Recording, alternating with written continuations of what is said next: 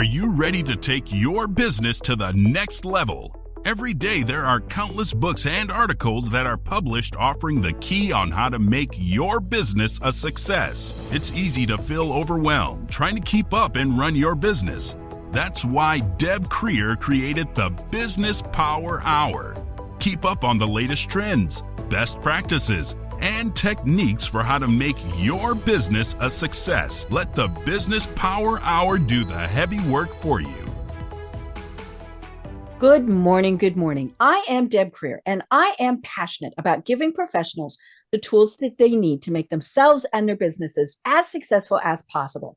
We're going to do a little bit of a mix today. We're going to be talking with an entrepreneur who has created a wonderful company with a great service, but we're also going to be talking about healthcare because, especially for entrepreneurs and small business owners, healthcare tends to be one of those things that we don't even think about until it's too late because we're running our own businesses and, we just don't have time to do that. So like I said, this is going to be a great discussion today. So please join me in welcoming Kim Shah to our program today. Welcome, Kim. How are you doing today? I'm very well. Thank you. Thank you for having me. Great. Well, let me tell people a little bit about you, and then we will dive into this.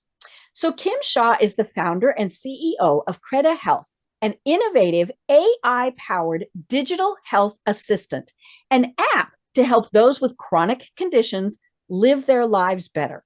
Kim's mission is to help improve health outcomes globally. Prior to starting Creda Health, Kim was the global director of marketing for the Informatics Software business with Thermo Fisher Scientific, a $40 billion company whose mission is to enable their customers to make the world healthier, cleaner, and safer.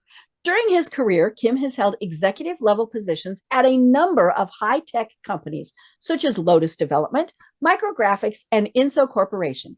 He is an experienced marketing executive skilled in product management, advertising, enterprise software, sales, entrepreneurship, and customer retention management. Kim has an MBA focused in business administration from that little school, MIT Sloan School. So again, Kim, welcome. Thank you. Well, and again, how do you say your company name? Oh, you got it right. Creda Health. Creda. Okay. My apologies for mispronouncing it. I always love to ask my guests how they got to where they are today, because I think it's always a very interesting journey, especially for entrepreneurs. So tell us a little bit about that. Sure. So first thing, Deb, is that the company originally was called Know Your Meds. Okay. That's when it started. And that was 5 years ago. Okay. So why did we start the company? Well, basically, as I finished my career with Thermo Fisher Scientific, or even while I was there, I had interactions all over the world with pharmaceutical companies. And I could see how much effort they would put into informing their customers about medications, about side effects and what to avoid or so on. The problem is that piece of paper that comes with the medication. We don't read it. Exactly. Nobody reads it. And even those who can read it don't understand most of it because it's not written at the 5th or 6th grade level, which it should be for most of us to understand. So as a result, what happens is, you're right, people just throw that piece of paper away, and within a few days of starting their medication routine, they kind of fall off the wagon, right? So if they should be taking something before eating, they might forget and take it after eating, or and so on and so forth. And whatever the instructions were, within a couple of weeks, most people are not following those instructions. So that was one challenge. The second challenge was people would get side effects and then self-medicate to treat those side effects, right? And so rather than getting back to their doctor saying, is what I'm now experiencing related to the medication that you prescribed for me or not? So that was another challenge. So and then there's a third challenge, which is what we call interactions between drugs. So there's a very large number of people who are taking 5 or more drugs daily, especially those living with chronic conditions that I'm going to come back to. And now the problem is, it's almost by definition a fact that once you're taking 5 or 6 meds, they're interacting with each other as well. Right. They just, makes sense that it would. Exactly. And so now so this is another challenge. So and these drugs come from different drug companies. So it's not as if all 5 or 6 drugs come from the same company, and therefore they might be able to actually help you and tell you this. They don't. So you get something from Merck and something from Pfizer and something from Johnson & Johnson, and they've never done any testing necessarily for interactions, right? Because when they go through clinical trials, they're really testing their own drug and the efficacy of their drug for a particular disease, and that's the end of it.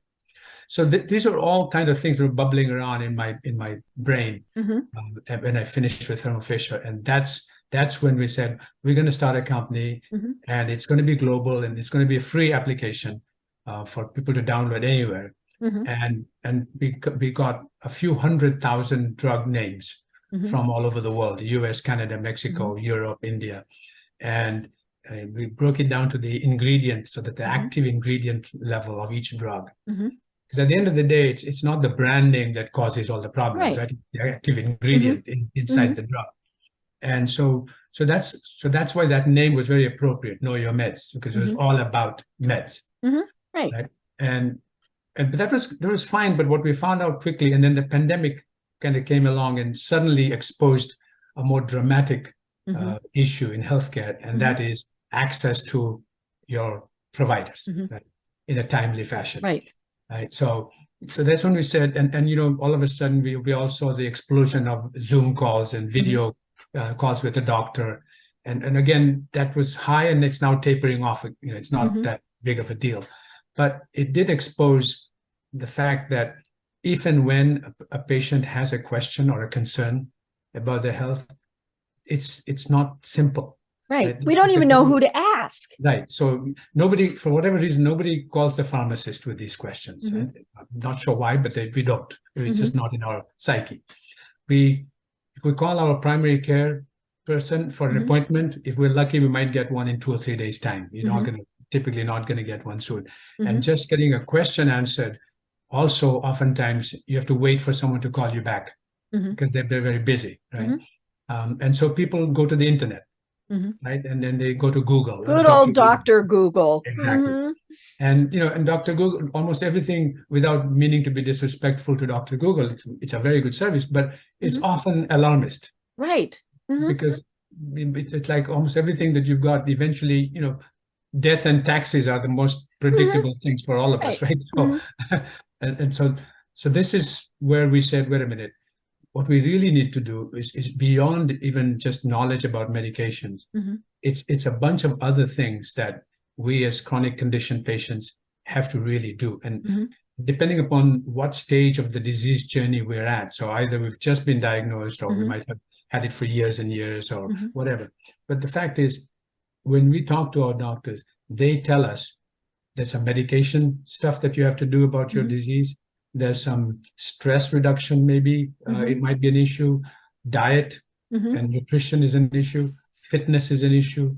Monitoring your health to the extent that you can. Right. So again, in the pandemic, I don't know about you, but I went out and bought that little oxygen meter thingamajig within like 2 days, and every morning, it had on my finger and checking my oxygen level, right, etc. So when we are told to, and we have the means, people will want to do that. Monitor your blood sugar if you're diabetic, or weight, or whatever. And interestingly, a lot of devices are now coming to the market that are getting us to be even more able to monitor these things. So your watch monitors how much you walk and your resting heart rate, for example, and so on. So all of this technology is sort of coming together nicely, and companies like mine are now trying to package all this so that as an individual, you no longer have an excuse of being ignorant about your disease. That's like you said earlier, you had to go to an encyclopedia to get this information. Today, it's on your fingertips, or a fair amount of it is anyway. So now the real issue is, for us as individuals, we need to somehow have a bridge between us and our provider. Right. That where we get what we would like to call a continuum of care. Right. Now, the US healthcare system, that there's no incentive to the doctor Yeah, they're not paid to send you an email. Exactly, right? I mean, I mean, no knock against them. no, That's just something that's not going to happen. Exactly. In fact, I tell this story to my own teammates. I had my first colonoscopy when I turned 50. Now, that was good. The doctors were all over me. Like, you've turned 50, you got to get it done. Great. And then it wonderfully, it came out clean. So they said 10 years now for your second one. Well, my GI doctor is a close friend of mine and he's a golf buddy. So I see him like every week or so. But the 10-year window came and went. Right, because nobody nagged you. Yeah, nobody reminded me. 7 years later, so on the 17th anniversary is when I suddenly said one day, gosh, I better when did I do that? So I went and got it done. And now my friend is angry with me. He says, why did you wait 7 years? You have a polyp, right? Which mercifully was benign, but he says it may not have been. Right. So I turned around to him and said, excuse me, I don't know why you're mad at me. I should be mad at you. Yeah, you didn't remind me. Yeah, exactly. I mean, you think of me as a customer, and yet where is your customer relationship management software, right? Why didn't your software come up with a little flag on the 10th anniversary for Kim Shah to say, call him, send him a reminder, see if he's still around. He may have moved, but if he's around, send him a reminder and say, hey, Kim, get that done. No, they don't do that. My wife had this RSV, as I told you earlier, and in the morning, her PCP did a Zoom call, said, you look terrible. You should go to the hospital and get a chest X-ray done. Right. And then she said, I will call you at night to follow up. Right? She didn't. Right? Now, I don't blame her. They're very busy. She just got busy. She got busy, exactly. And frankly, nothing pops up on her system that says, hey, remember you used to call Asha back, and no. And more important even, she doesn't get paid for that second call. Right? Because she's calling of her own volition, and there's no code that she can apply that says I made a call and therefore it's some insurance company will pay me $50 or 20 or whatever the amount is. So this really is the reason for us to create, and we changed the name to now more accurately reflect that we're a bridge in many ways. So we are definitely a tool to help remind people of the early stuff, through warnings, information, pamphlets. Right. People like you, have suffered, etc. So we do all of that. Right. But on top of that, we also have on our own staff dietitian, nutritionist. Oh, I saw you have a wonderful group of staff members. People. So those things that you are able to manage for yourself to have a healthier outcome, we are now providing all of that. Right. And then we have, we can have weekly status calls where, with your permission, we will call you once a week and just say, how are you doing? Right? That symptom that you talked about a month ago, is it still there? Did it get worse, better? Are you taking any other over-the-counter medications? Has your diet changed? Have you been somewhere, on travel? Who knows? Any number of factors that could impact. And it's just nice to have somebody call you to remind you, because we forget, right? Right. Because we're busy too. And especially if we're feeling better. We're That's like, right. yeah, whatever. Exactly. But the really, really sad thing in the case of chronic conditions, oftentimes, is you really only have 3 outcomes to look forward to, if you think about it, right? One is that you get marginally better with your disease, because by definition, you don't get cured. Right. Chronic is not, chronic is long-term. Right, exactly. The middle one is that you can somehow stay stable, right? Whatever level of pain, anxiety, or symptoms you're living with, you live with them.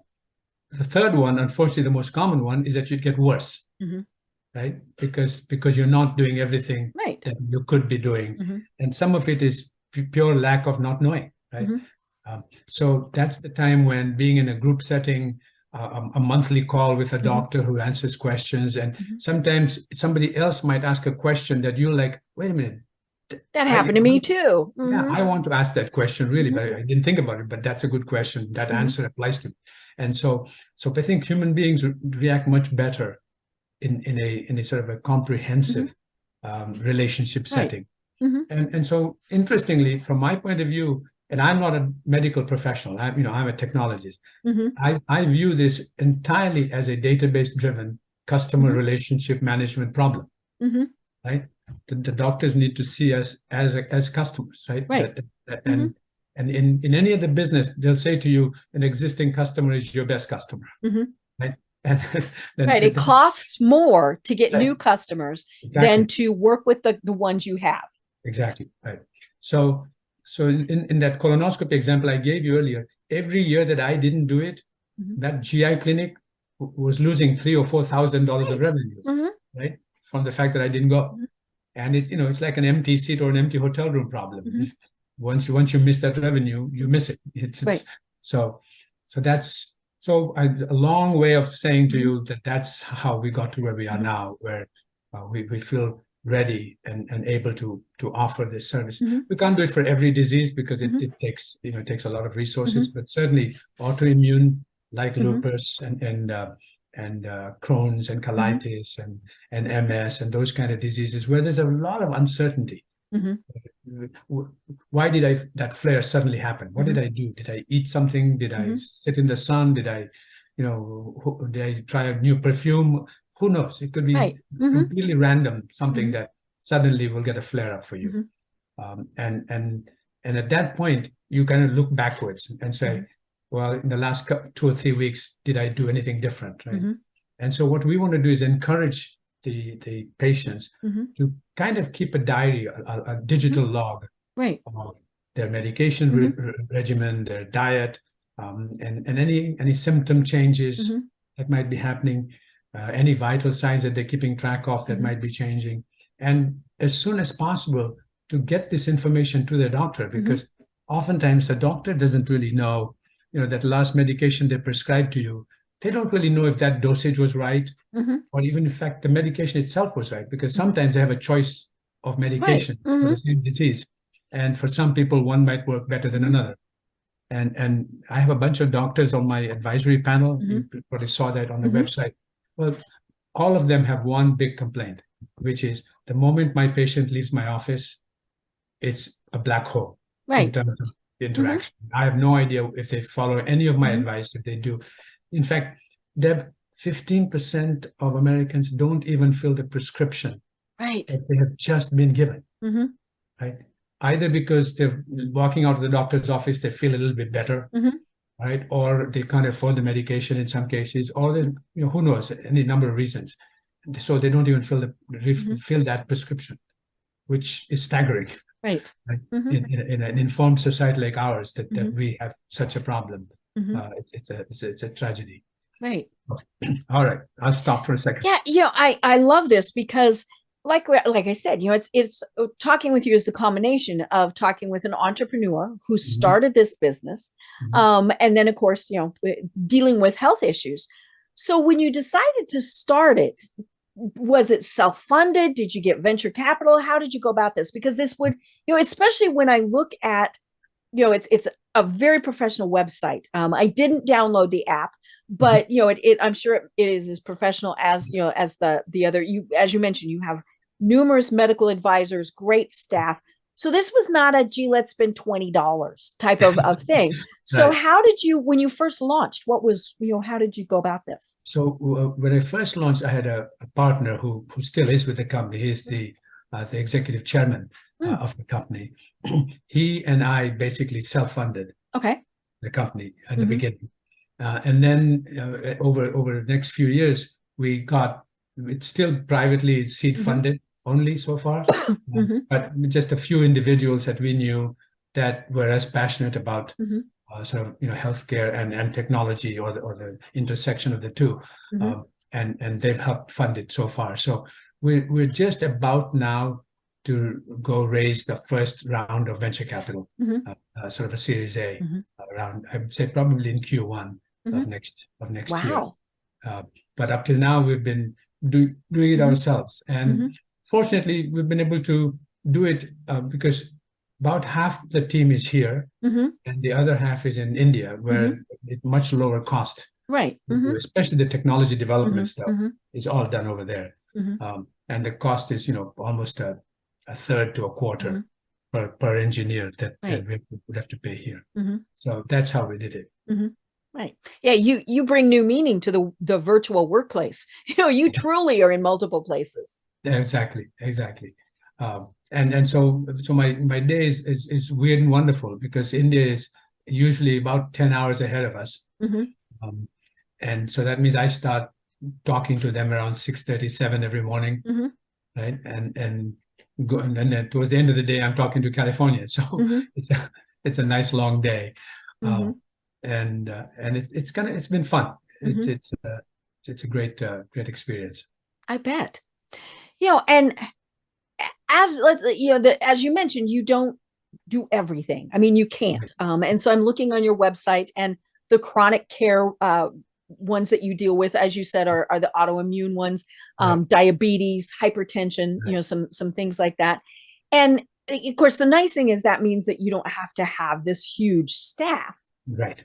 And for someone who has some type of chronic issue, that's part of the issue, is we never have just one doctor. And they all mean well, but they never talk to each other. And it's funny because, for those who have listened to the program for a while, they know that I have cancer that I've been dealing with for over 5 years. It's been just kind of one of those roller coaster type of things. And at various points in time, I've had 5 to 10 doctors that I've been dealing with. Right. And I actually switched primary care doctors, and I tell people one of the first things you have to do is you have to trust your doctor. I don't care if they're virtual or you go in. Right. All of those things. And when I was talking with my new doctor, I told her, I said, here's the problem. Nobody's coordinating this. Now, my oncologist is pretty much who's in charge, right? But, and so I've been so impressed with my primary care doc because I don't go in annually. I'll go in every 6 months because she wants to keep better tabs on me. And she's always said, anytime I need something. But she has always looked at my chart before we ever even get in there. So she knows, okay, I just had this test, this test, this test. This is, all of those various things. And that is the nice thing about technology is doctors, if they choose, can look at all of the other results. Now, I tell people, unfortunately for me, it's kind of like reading War and Peace. I don't know how, my medical chart is very, very long and detailed now. But it's you do need that kind of pilot who's in charge of everything. And whether it's your primary care or whoever, that's so that's what I like about your app is it's bringing all of that into one place. Right. Exactly. And but the only caveat though, Deb, without meaning to be careful, I don't over promise. Right. And okay, disclaimers. Yes, we did. We're not giving medical advice, all that good stuff. Right. No, but my point is we don't have all the medical information of a patient in the app, right? It's not that you only have what we give you. Exactly. That's so it's more of that, and it's more. It's more kind of it's like you having access to your own financial information, your own, it's really what you do with information and sharing it with the doctor that becomes the important fact. So yes, exactly. I mean, it was, to carry that analogy further, it'd be like hiring a financial planner and not telling him about 5 of your bank accounts. Right, exactly. Right? Exactly right. Yes, precisely. Great analogy. Yeah. So that's where we are. And I think the other thing is perhaps not only that the doctors not talking to each other, which is one issue, but the doctor for this part of your body might prescribe this medication, and then you go to see a doctor for another part of your body, and you'll get some other medication. And these 2 medications, the doctors don't even know about the other one, perhaps in some cases, and they're assuming that your pharmacist is going to keep track of all the but now we use virtual pharmacies and so that's another so the whole so more and more what this is saying is you have to become your own advocate, your own advocate, right? And it's now incumbent upon you, or it's your responsibility to tell your doctor everything about you, right? And to kind of get them to understand. Now the challenge is you go see your primary care person, is a 15-minute window you're given, Right. of which 10 minutes they stare at a laptop or something, and then for a few minutes they talk to you, right? I mean, if it's serious, And obviously they it's a ask the different story. patient, how are you doing? And the patient says, fine. Yes, exactly. That's it, right? So I because I do this now, I actually almost toy with my primary care when I go see them. I know, I do too. Yeah, I'm like, so I'm here for this, but wouldn't you like to know about this and the other, and how my COVID has gone, or this, and so I purposely push them to say, ask me these questions, please, so that I can answer them. Right. So yeah, but I do understand it's a tough. And then the other challenge is the insurance, right? In our healthcare system is so complicated that if the doctor veers from whatever you first went in to talk about, all of a sudden that insurance thing changes, right? And so it's just so much stuff goes on that you and I as patients in this system don't know anything about. Right. So we just pay our little copay amount if we're lucky to have insurance, and we leave, and then we never know what goes on behind the scenes. Right. Or you get the statement and you're like, this makes no sense at all. Exactly. Yeah, and that's a whole other problem that I don't know when we'll ever touch. But it is important because many industries have been disrupted or even elevated through the internet, right? Because like travel and finance, healthcare still is not there yet. Right. It hasn't really been disrupted by the digital world. So there are a lot of people trying different things. Some very esoteric and exotic stuff, like using AI to read a mammogram, for example, that kind of stuff, and that's fascinating because that's actually how my cancer was diagnosed. The computer caught it. Yeah, you see, that's very nice, right? So that kind of stuff I think has happened. It's this process-ridden, paperwork, bureaucratic stuff that needs to be disrupted, and but no one's really found a way to do it yet. Right. So that's one. And then there's the patient's attitude towards doctors. We put them on a pedestal. Yeah. And we expect that they're going to read our minds. Right. I remember one time years ago, my father, who has since passed away, but he went to the doctor in our very small town, and so this was, one of those things where he called the doctor by his first name because he'd known him since he was in elementary school, those type of things. Right. And he was going in for two things. One was sore throat, and the other was something totally different. And, ship him off. He comes back. And I said, so what did Mike say? Because, I'd known Mike since we were in elementary school together. And he said, oh, he gave me such and such for my sore throat. And I said, well, what about the other? Yeah. And he said, well, we didn't talk about it. He didn't ask about it. Right. And I said, what do you mean he didn't ask about it? Yeah, oh, exactly. He didn't ask. And I said, so why didn't you tell him? Right. And Dad's response was, he should have known. And so I pick up the phone, I call Mike, and I say, he's coming back. Yes, exactly.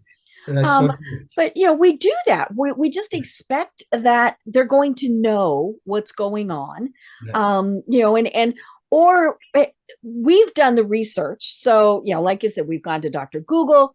Right. So we're not telling them everything because Dr. Google said this and this and this. So they don't need to know that over there. Exactly. And, and then you do add in virtual appointments, which in some ways are great. Yes. But in other ways, I remember, one of my doctors during COVID had an appointment with her, and she just needed to know if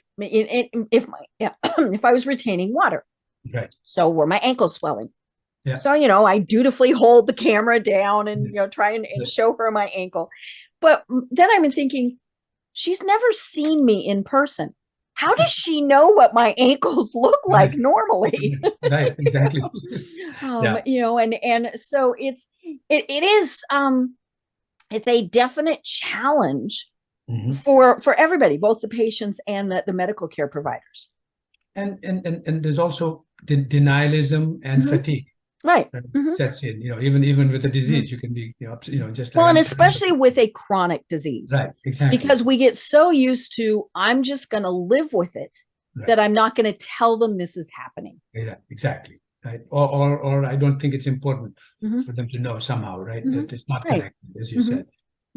So that's why with this program of ours, what we're now, and the name change is really partly to kind of package what we're now doing. And that is what we say to an incoming patient is, give us 90 days, right? And we have a 5-step program for in those 90 days, right? Firstly, step 1 is we do a quick assessment of where you are in your journey. Have you just been diagnosed? Are you experiencing anything right now, etc. That then leads to a one-on-one consult by one of our specialists. Right. So based on that first little assessment, we'll say, are you more in need of sort of diet and nutrition kind of advice, or more in need of this stress reduction or fitness, etc. And whatever we think is the primary person, we'll let that specialist meet with you one-on-one through a Zoom call or a phone call. And after that, we would essentially create a personalized plan for you. Okay. Right. Now, this is not a medical plan, right? That's your doctor's job. But this is a life plan, right? This is, try and lose some weight and try and avoid this kind of foods, or try and avoid going in the sun, or and do this kind of exercise versus that, etc. And so that's like the next step of the process. Then we have this, as I mentioned earlier, a weekly check-in, where we will send you either just a questionnaire in the app, which will just come up and say, okay, tell me about this. Or if you're the kind of person that wants to talk on the phone, well, then we'll have a phone conversation. Then that's fine too. It'll be very quick.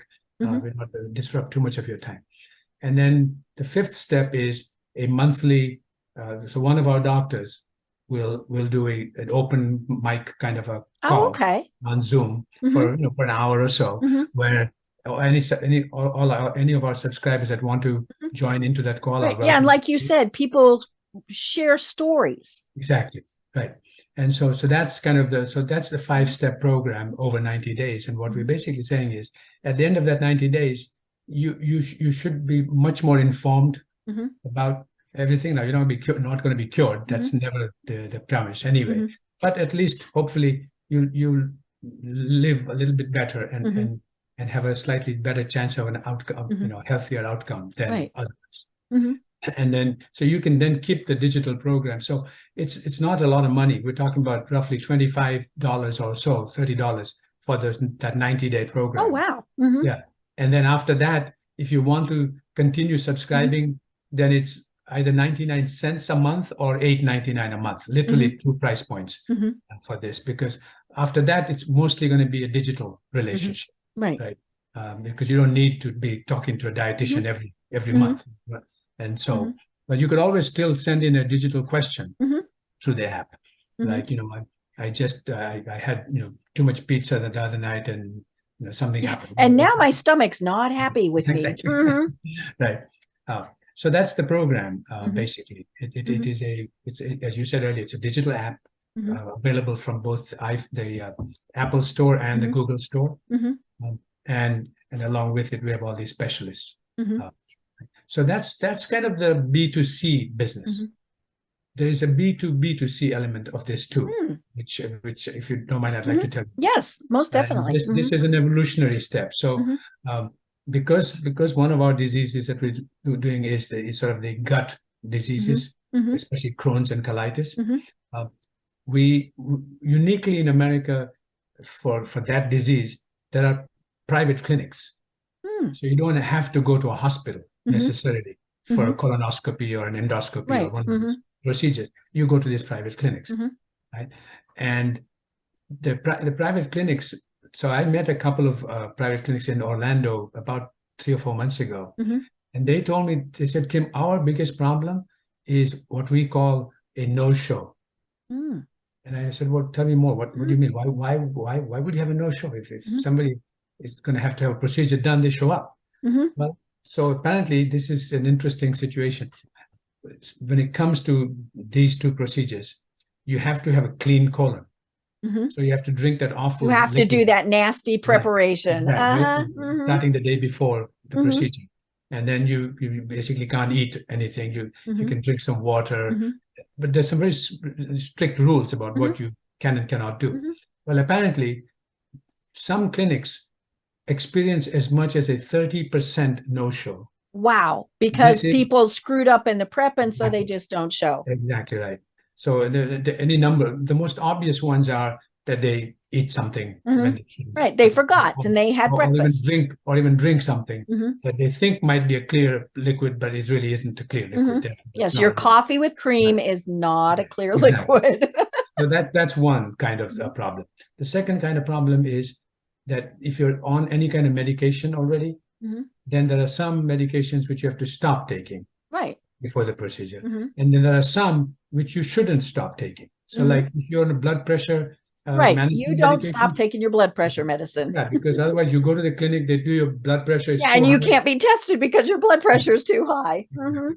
And they're said to me, Kim, all we can do is 5 days before the appointment, we place a phone call, Mhm. right, to the patient and say, hey, Mr. Shah, your Mhm. appointment's coming up. Are you all set?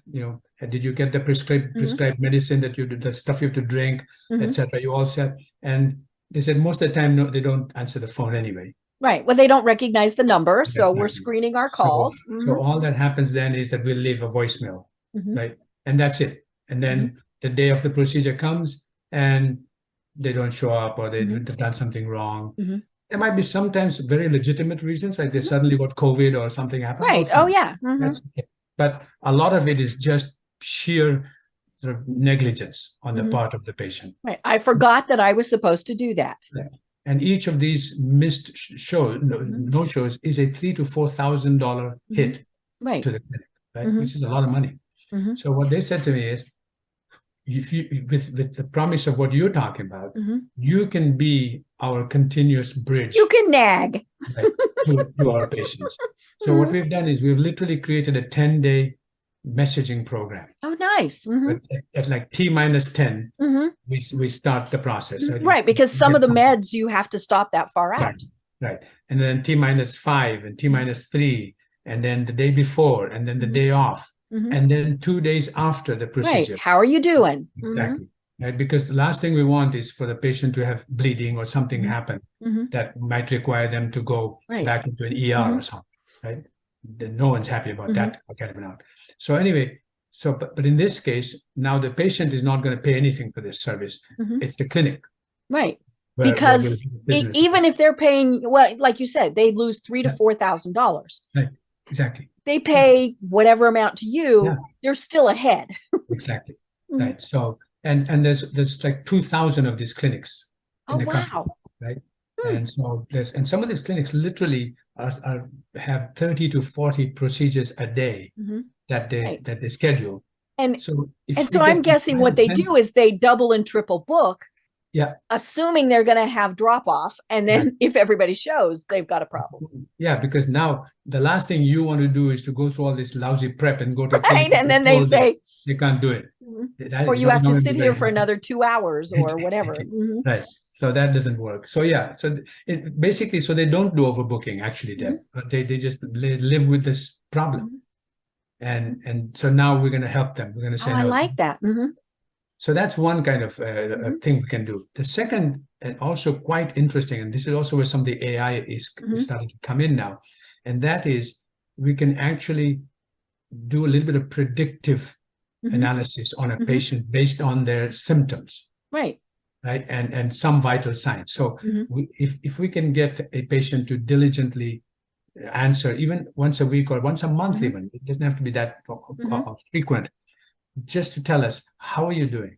Right. Are you getting exercise? Are you sleeping well? Exactly. Or is there any change in how many times you go to the bathroom? Or are you seeing blood in your stool? What some indication. And what we want to do then is, as quickly as possible, say to the patient, make an appointment, go see your GI doctor now. Right. Right? Because you without saying it, we're saying you're probably days or weeks away from going to the ER. Right. And obviously, the sooner you catch anything, the better it is. Exactly. Right. So we don't want to be alarmist. We don't want to create business where it shouldn't be.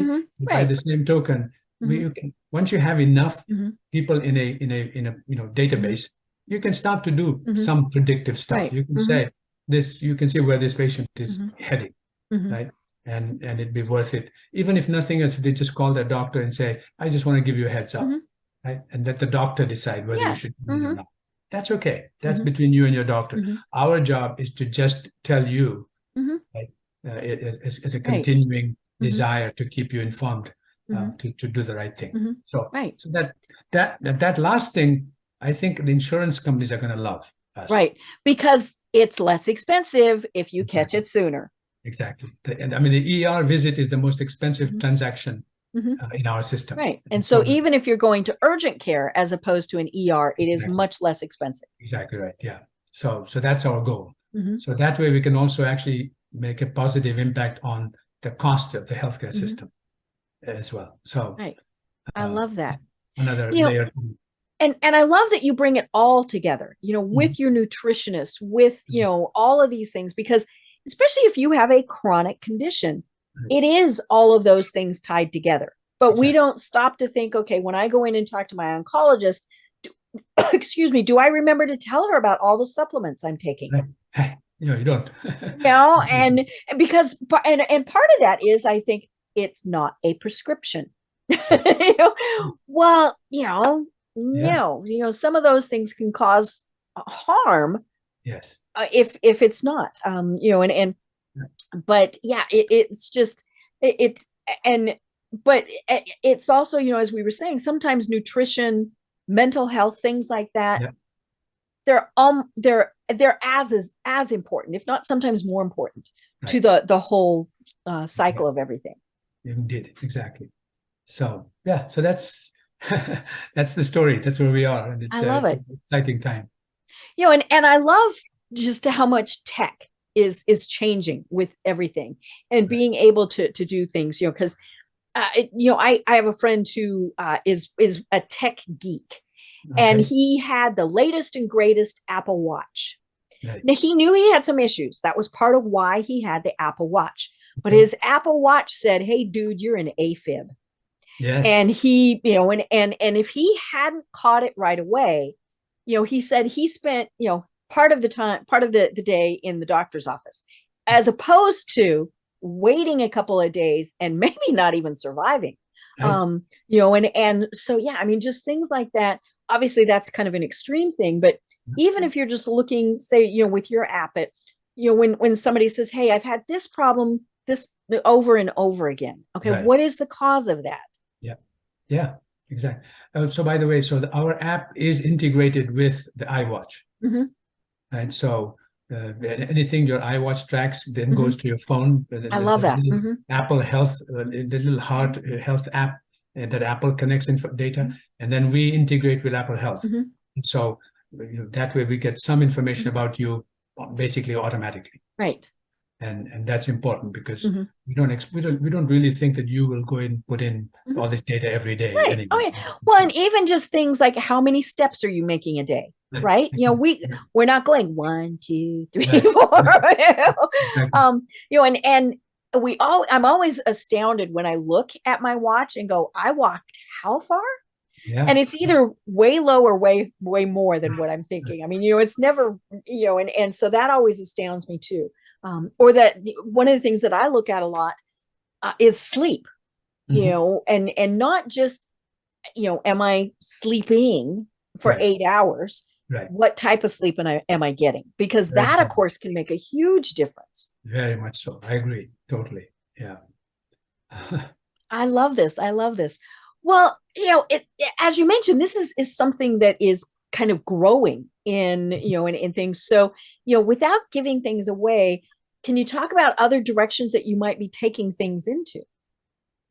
I would say no. Right now, honestly, Deb, maybe some other diseases would be the ones to look at, but we have our hands full. I think we still, especially this predictive, the AI engine, because it gets better. The engine gets better the more people, the more data I fit into the system, right? So that's really the business challenge that I have now, or the opportunity, I guess, is another way of putting it, is to try and get a few 100,000 people into the system, and then being able to say now, hey, you're a 50-year-old, such and such person, male, female, Asian, whatever, and I have a few thousand other people sort of like you, and so I can use that data to draw some kind of a curve, right, and be able to say to you, okay, you are here and you're headed there, right, and our job together would be to not have you head there, basically, right? Right. So that I think we have a lot of work. That's from a technology point of view. From a business point of view, frankly, it's to get to these 2,000 clinics first, right? The GI clinics as a starting point, and then there are other clinics. There are eye clinics, for example, and I'm sure there'll be other things like that we can go and work with. Because the beauty of this, the approach is, it's essentially a generic approach. I mean, for at least for some diseases, it's not necessarily the right thing for every disease, but certainly for a lot of diseases where, like you said earlier, if it's something you're going to be living with forever anyway, then by definition, there's only a few things you can do. And an app that works with you to remind you, to warn you, to inform you, to show you videos of exercise, or to let you download a new diet, etc. That is sort of almost disease agnostic, right? And so it's more a matter of us having the specialists that are disease specific to help you to do that. So I think that's probably where we go next. Right. And as you mentioned, the more data you have, the better it will be. So obviously the more users, but yeah, it's so interesting, because the way AI works, that just fascinates me.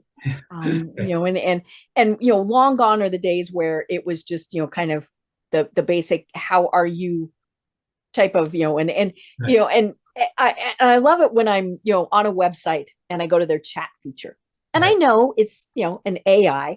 Yeah. So if I'm absolutely certain it's an AI, then I ask a question very differently. If I know I've got a real person, then I'm gonna, and so that's always kind of interesting, because if it's AI, I mean, it is pretty limited. I mean, it is only going to give me information based on the data that it has. Exactly. If in healthcare, we have to be even more careful than otherwise, because then there's so much nuance in the answer, right? You almost never can say something with exact 100% certainty. Right. Yeah. So, and like you said, it changes. I felt bleh on Saturday, just bleh. I mean, bleh is not exactly a symptom. Yes. But when you have a lot of people saying, I'm feeling stuffy, right, then that's a very different type of thing. And of course, with medical, as you mentioned too, it needs to be in the language that somebody that is not a doctor understands. Right, exactly. If I tell you I'm stuffy, that's a very different thing than when the ear, nose, and throat doctor is going to talk to you about it, right? Or to really get the otolaryngologist. I'm like, how does that come out to ear, nose, throat? But yeah, so we and we're not saying dumb it down, because that's not dumbing it down. It's just we talk about it differently. I might tell the doctor I feel bleh. Yeah. And they're gonna say, okay, I need to know this, and this. Right. And get more specific. And AI can do that. Do you have a temperature? Do you have pain? Yes. Where is your pain? Things like that. And then the good AI, then it gets to a person in many cases. It's narrowed it down, and it's like, okay, you need to talk to the nutritionist. Yes, exactly. That's right. Exactly right. Yeah. So so there'll be a lot of that kind of learning and going on, and just gets better and better. Right. Yeah, because like we said, the database is going to figure out what bleh means. Right. Yeah, especially for a person with this condition in the first place. Right? Yeah. So, okay. So, what more can I tell you? Well, we've got 10 minutes left, so we still have lots of time that we have to talk about this. It really is. from a marketing standpoint, that's, it's very, like we were saying, you need more people. Right. So how are you reaching your target market? And great question. So really primarily social media. Okay. Because the one thing, especially in this field of health, what we find is people are much more likely to listen to a doctor. That's like the best. But second to that would be somebody that they trust. Right. Or a random Facebook friend.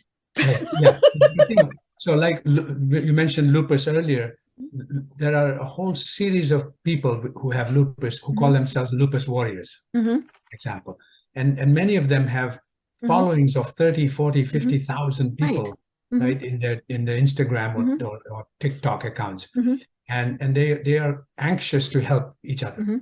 So when one of them finds out about something that they like, they very quickly will tell. So our job then becomes to find those influencers and make sure they understand what we're doing and so on. So that's one aspect.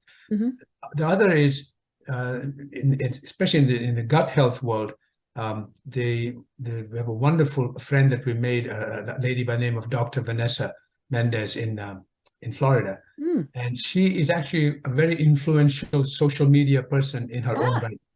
So not only is she a doctor, which is great, but she then has different groups. So she has one group of just doctors, right, that she kind of moderates and talks to all the time. Then she has another group of patients, like, and she talks to them and so on. So she can talk differently to these different groups, and each time she talks, the story spreads further, right?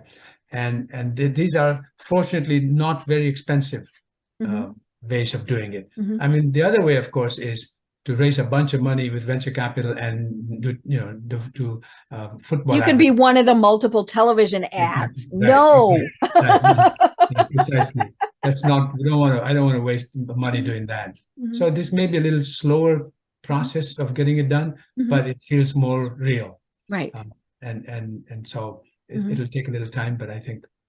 Right. And in the case of the B2B2C that we talked about earlier, the clinic is going to tell the patients to download the app. Right.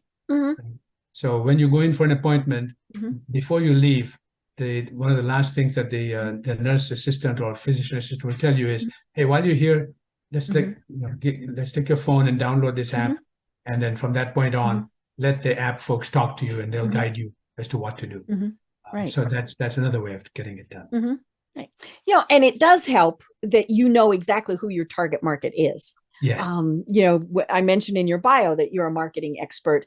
How many times when we've talked with potential clients and we say, and who is your target market? And they smile at you and they say, everybody. And you're like, no. Not a good answer. That's right. You don't have enough money. Yeah. I mean, you are looking for patients with very specific illnesses. Right. And maybe those associated with them, a caregiver, family member, something like that. But yeah, for the most part, you're not talking to the nice thing is then, as you said, that allows you to be very specific. You go to a social media influencer who that is what they deal with. You're not going to say a Kim Kardashian and saying, hey, talk about this. And so you are, you're able to work with the people who are really going to be most beneficial to you and to them, because they want to refer something that is beneficial. They certainly don't want people coming back and saying, oh my gosh, you don't want to use this. Oops, sorry. Exactly. And so it is definitely that mutually beneficial. Very much so. And the only sad thing actually that did happen a few years ago was that Facebook and Apple, to some degree, limited our ability to target people through advertising, but through Facebook advertising. Because before the debacle, that election, when Britain, Facebook was found to have been selling data and all that. Well, before that, you literally could target your messaging, even in a Facebook ad, to a lupus patient, for example. Right. Yeah, because they mention it in posts that they had done, things like that. And you or even more specific, like a 30-year-old female lupus patient, that kind of stuff. Now you can't do that. Now they won't let you do that, which in some ways, as a user, I'm happy. Yeah, it's nice, but Right, exactly. As a business person, I'm like, oh, that's too bad. That would have been nice, right, if we could have done that. But it's okay. I mean, that's the way it is. And Apple, to some degree, has a similar kind of limitation where if you go to the App Store and you put in the search, I'm looking for a lupus management app, then yes, then you'll show your app to the person. And that's the way it works. Right. And obviously it's something that's growing. So it's going to be fun to keep in touch with you to find out more about what the iterations are that this goes through, because it is something that as we embrace technology, all of those various things, we're just going to be using it more and more. Right. But tell us, now's the time to be specific. How do people find you, and what are the services that you provide? Okay. So the best way to find us is to go to our website, which is www.credahealth.com. And that's with one E, CREDA. That's right. Exactly. Health.com.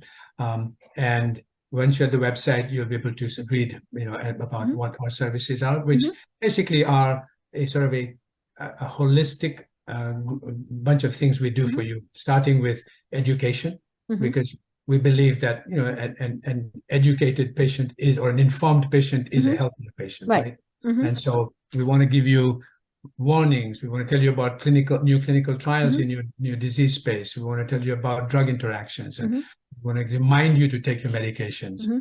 So the app has that feature as well built in. You put in, like, I take my meds at 9 o'clock and 5 o'clock. Well, and that's the time your phone will buzz and tell you. Right. So there's that. There's also these sort of group settings where we invite you to come in and participate and learn more. There's the one-on-one consults with the specialists. And so all of these services are designed to envelop you to the extent you want. I mean, at some point you could say, enough already. I don't need too much more of this. Well, that's fine. You can step back, right? And just have the app do the bare minimum that it does for you, which is to perhaps send you a reminder to take your meds. Right. But for those people that want more, then we can give them more. So that's one. The second place is, if you don't go to the website, if you have your phone already, you just go to the App Store, in the case of iPhone, or Google, the Play Store in the case of Google, and literally in their search, if you put in either chronic management app or the name of the company, if you remember that. But if you didn't, you could just put in chronic management app, and our app will show up. Oh, great! As a one that you can download. And so those are probably the two best ways of doing it. Other than just by luck, it might flash across your Facebook page. It's probably going to show up in my Facebook feed now, since I've had it open, and those little things called cookies were doing what they're supposed to be doing, right? Yes. So, well, if someone wants to reach you, how do they contact you? Okay, so my email address is kim.shah@credahealth.com. And I'm happy to give you my phone number too, if you think that's appropriate. No, we'll stick with email. So, but yeah, you're on LinkedIn, all sorts of places. So, it is pretty easy to find you. Indeed. Yes. Thank you. Great. Well, this really has been fascinating. Like I said, I come at it from both directions. It's fun just to see a new company and to see, it really is limitless, and to see where it's going to go is going to be so much fun. So I look forward to staying in touch with you, maybe even having you on again. I think that would be fun, especially to say, hey, here's something new that we're doing. We're into phase 2, step 2, part 3, whatever, all those various things. So that would be great. But until then, Kim, do you have any final thoughts that you want to leave everyone with? I would say just to put everything together, right? Be your own advocate. It's very important, right? I mean, in the pandemic time, we were all holding our breath for 45 seconds to see if we were able to do that. We were doing oxygen breathing. Well, the pandemic isn't the only time you should be worrying about your health, right? I mean, if you have a chronic condition, then I think you have to be your own advocate. You have to, as I think you put it very well earlier. There's no point having a financial advisor and not telling them about half your assets, right? What's the point? It's the same with health. Trust the healthcare system and tell them about everything. You never know what's important, what isn't important, and especially for symptoms or conditions that you self-medicate, which may go away, but the fact is that if you were getting sick for a few days a month ago and you took some medication, took care of it then, but you didn't tell your doctor about it, well, shame on you, right? Because the doctor is never going to know that you had that episode and what it might have meant. So that would be perhaps my biggest thought is be your own advocate and stay in touch with the healthcare profession. I love it. I love it. Well, such wise words. And it doesn't matter if someone has a chronic condition or, they're pretty healthy people. Doctors are human.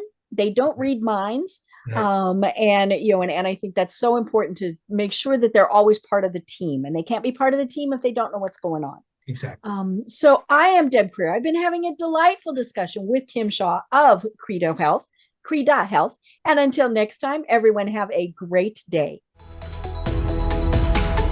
Tune in for our next program for even more trends, best practices, and techniques for how to make your business a success. The Business Power Hour, hosted by Deb Creer, is proud to be part of the C-Suite Network.